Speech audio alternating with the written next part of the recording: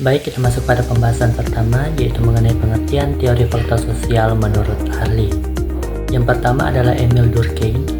Menurut Durkheim, fakta sosial adalah cara bertindak, berpikir, dan merasa yang berada di luar individu tetapi memiliki kekuatan untuk mengendalikan individu tersebut. Fakta sosial bersifat eksternal karena berasal dari luar individu, serta bersifat memaksa karena individu harus menaatinya agar diterima dalam masyarakat, dan juga bersifat kolektif karena diakui dan dipraktikkan oleh banyak orang dalam satu kelompok. Durkheim juga menekankan bahwa agama merupakan salah satu bentuk fakta sosial yang paling kuat karena berperan dalam membentuk dan mempertahankan solidaritas dalam masyarakat. Agama, terutama dalam konteks masyarakat suku, seringkali tidak hanya dianggap sebagai sistem kepercayaan, tetapi juga sebagai aturan sosial yang harus ditaati oleh setiap anggota kelompok. Yang kedua adalah Karl Marx. Karl memiliki ajaran yang diberi nama Marxisme, yang hasil dari pemikiran Karl ini membantu dalam berbagai perkembangan yang ada, seperti sosiologi, ekonomi, filsafat, sikap kritis, politik, serta budaya. Karl Marx memberikan penjelasan mengenai teori sosial dengan menggunakan penjelasan historis yang dimana teori ini bertujuan untuk menjelaskan tentang perubahan sosial yang terjadi dalam kehidupan masyarakat adalah melalui kesadaran kolektif yang sangat ditentukan oleh suatu basis material atau ekonomis.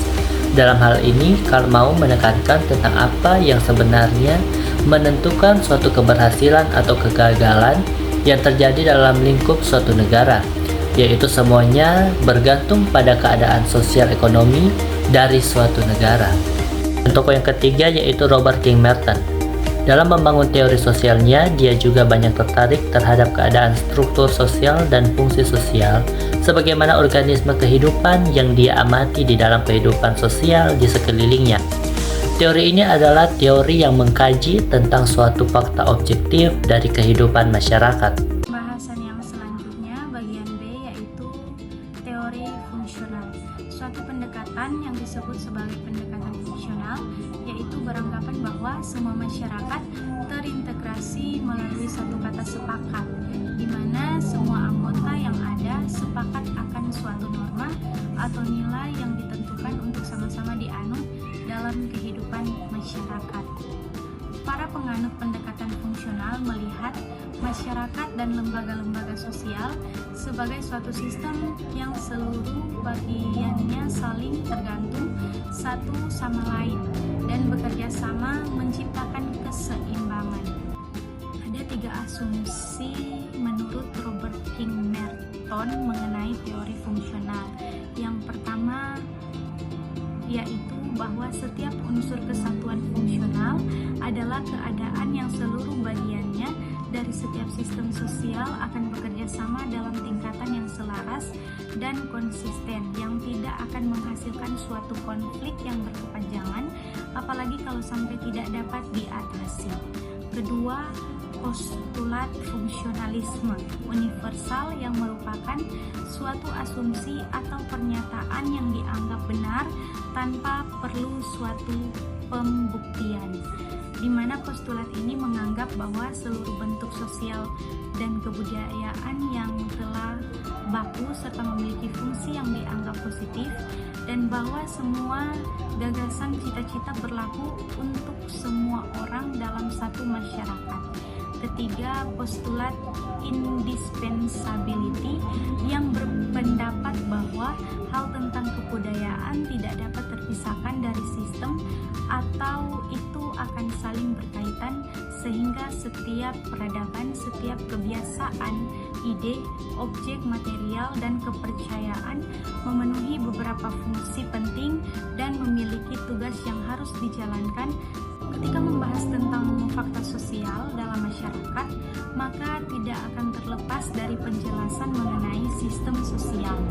Sistem sosial merupakan suatu sistem tindakan yang terbentuk dari sistem sosial berbasis individu yang tumbuh serta berkembang atas suatu standar penilaian atau norma yang telah disepakati bersama oleh setiap anggota masyarakat.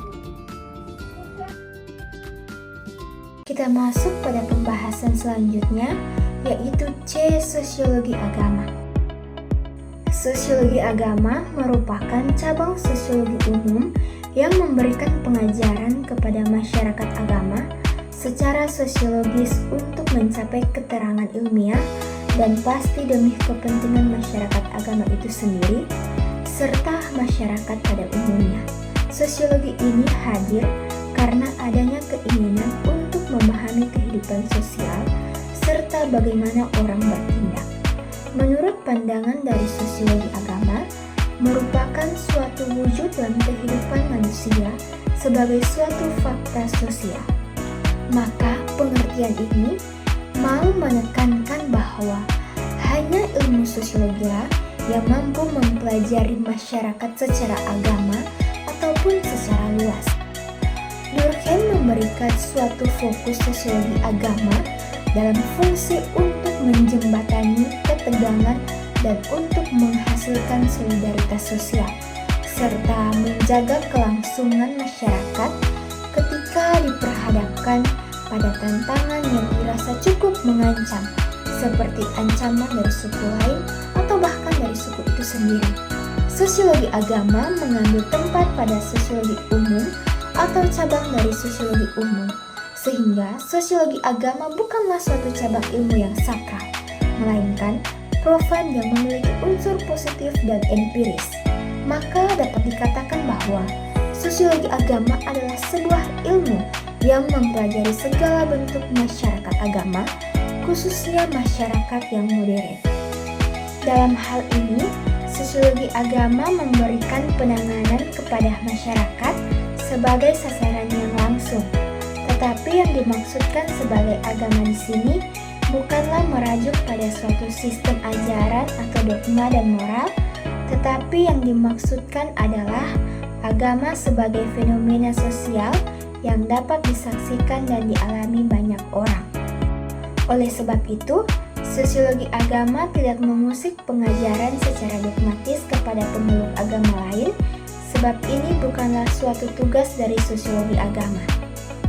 Tugas dari sosiologi agama yaitu mempelajari dari sudut empiris sosiologi atau hal yang ingin dicari dalam fenomena agama adalah dimensi sosiologisnya, tentang seberapa jauh agama dan nilai keagamaan telah memberikan peranan yang berpengaruh atas eksistensi dan operasi masyarakat.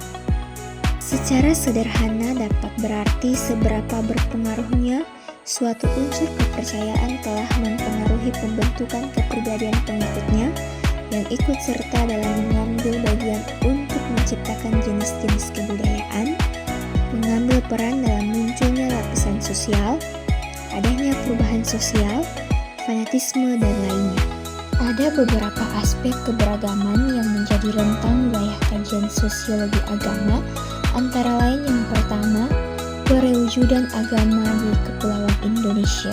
Yang kedua yaitu penelitian mengenai berbagai kepercayaan. Yang ketiga yaitu penelitian mengenai organisasi yang berhubungan dengan suatu agama seperti Departemen Agama Republik Indonesia, Majelis Ulama Indonesia, Persatuan Gereja Indonesia, Wali Gereja Indonesia, organisasi kependidikan keagamaan, organisasi keagamaan, organisasi politik berlandaskan pada suatu agama, serta organisasi sosial keagamaan.